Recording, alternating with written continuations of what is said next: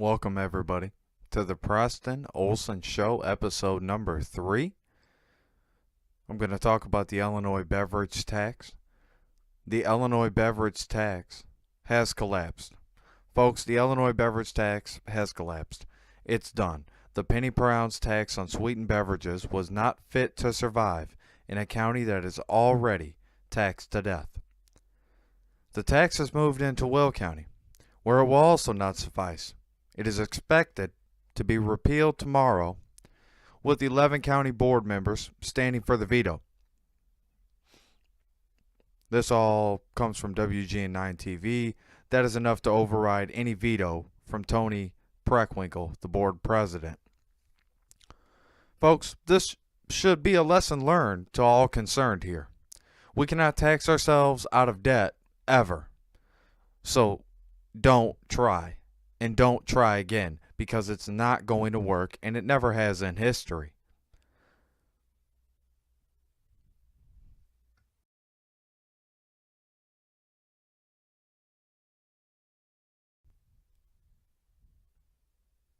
President Donald Trump executive order on health insurance is going to get insurance companies back on track. And what I mean by that is insurance companies are getting something better than a bonus. Donald Trump is rolling back regulations on health insurance by executive order, executive fiat, whatever you want to call it.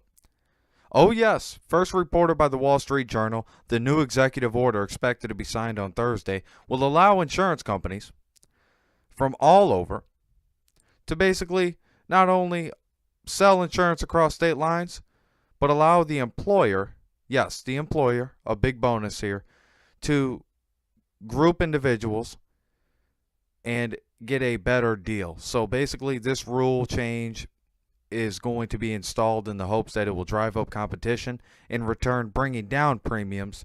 But there is more. There is more. Associations joining together is going to make the insurance companies basically look at the individual market and the individual consumer as more than just a number now, and it's going to bring that integrity back to that insurance companies are missing, and they really are truly missing the integrity. This is a great sign for capitalism and a great sign for the economy, for the nation. Also attached, and this is just a disclaimer, with those membership groups that would not have to offer all healthcare options, so understand what you're paying for. And that's the biggest thing. Understand what you're paying for. Also, once again, all this data is pulled from Associated Press and the Wall Street Journal.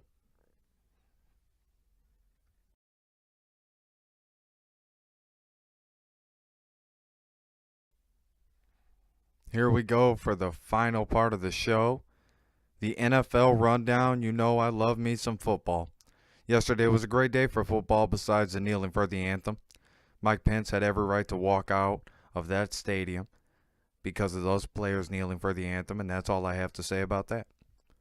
The New England Patriots sneaked by the Tampa Bay Buccaneers, winning 19-14, now 3-2 on the season. Tampa Bay 2-2.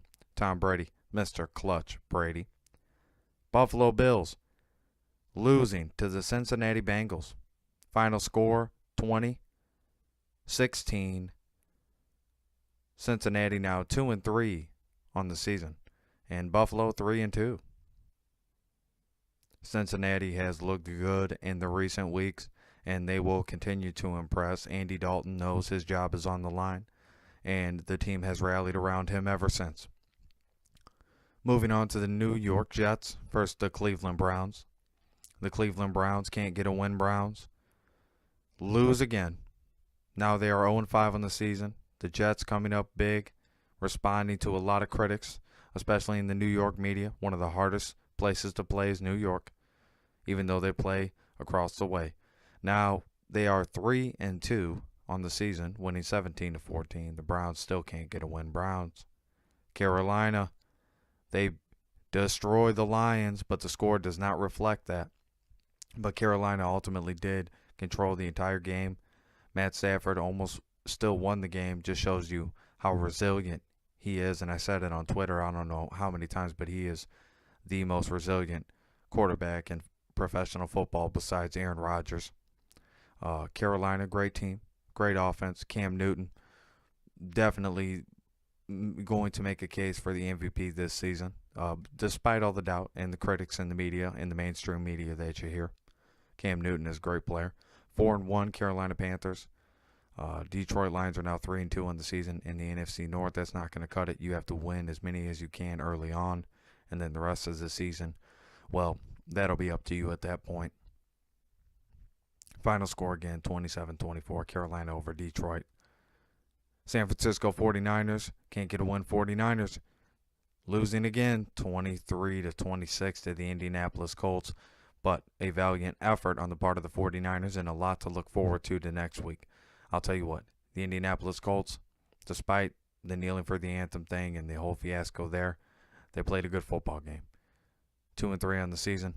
They did that overtime, but let's be real, folks. They beat a team that hasn't got a win yet. Tennessee versus Miami. Miami, looking good, Miami.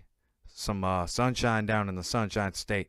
Let me tell you something. Jay Cutler played terrible, and the Tennessee Titans down Marcus Mariota is a huge disappointment for the league and a huge disappointment for the Titans, but a bigger disappointment than all of that would be for himself. And this definitely is a struggle for the Titans the rest of the year here on out.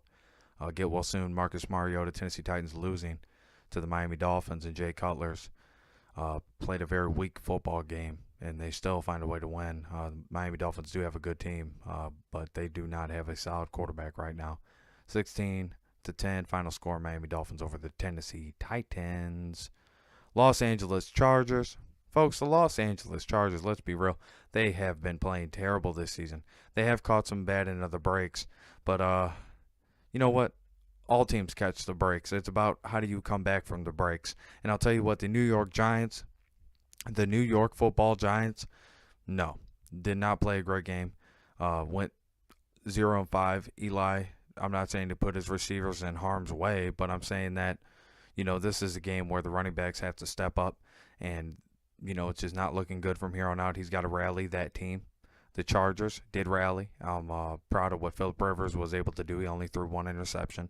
That's good because the whole season he's been prone to throwing a lot of interceptions, and turnovers are not going to get you a win in the NFL. So in this game, the Giants still can't get a win, Giants, and you have to wonder where do they go from here if you're Eli Manning and the Giants. Arizona losing big to Philadelphia. The Philadelphia Eagles have that dream team that they've been wanting, and here's their dream team season. They're trying to put it all on the line. But let's not forget, they did something similar when they did have Deshaun Jackson and the whole squad. So I'll tell you what, 34-7 is a big win over the Arizona Cardinals, who have an elite cornerback duo, and they also have a strong safety. So I'll tell you what, big win for the Philadelphia Eagles. Carson Wentz proven that he is a force to be reckoned with in this league, and hopefully continued success for him. Jacksonville winning big over Pittsburgh. Pittsburgh has a quarterback that almost retired on the field during that game. Really, I'm just kidding, but you know what? No one would have been surprised the way he played. Again, Jacksonville winning 30-9 over Pittsburgh. There's not really much else to say about it. The Seahawks beat the Los Angeles Rams, and this was a downer for any Rams fans because your team had a chance to go 4-1. Now they're 3-2 on the season. It's going to be tough coming out of the NFC West. Yeah, right. But the Seahawks, overall, 3-2 on the season now. Russell Wilson showed us something yesterday that he is a great quarterback, and he could still pull out a victory. He is dangerous, Russ, and that is definitely true. Again, 16-10. Seahawks beat the Rams. Baltimore Ravens win against the Oakland Raiders, who the Oakland Raiders are on a downturn and on a downward spiral fast, and they have to pull themselves out of this soon. Marshawn Lynch played a great game for the Oakland Raiders, but they still came up short, 17-30. Baltimore wins the game big. Joe Flacco back in action. Everybody should be happy to see Flacco back. Maybe not if you're a Raiders fan for this game, but he definitely had himself a game. Green Bay versus Dallas, my favorite game, America's game of the week. Green Bay now 4-1 on the season, folks. 35-31 win over the Dallas Cowboys, and they did beat up the Cowboys pretty good. Injuries on both sides, but the Packers have the most injuries in the league, undoubtedly, and they showed up for this game, and they definitely won big. And hats off to Devontae Adams. I'm glad he's well, and I'm glad Mike Daniels was back as well. And the team is looking fierce, and we're looking like we're a Super Bowl caliber team the way Aaron Rodgers has his guys playing. So I'll tell you what, Kansas City is the unsung hero of the NFL right now because they are 5-0, the only undefeated team. 42. That's right, 42-34 over the Houston Texans, who have a basically show of respect for Deshaun Watson, and he's been playing great now. J.J. Watt out for the rest of the season. That's a huge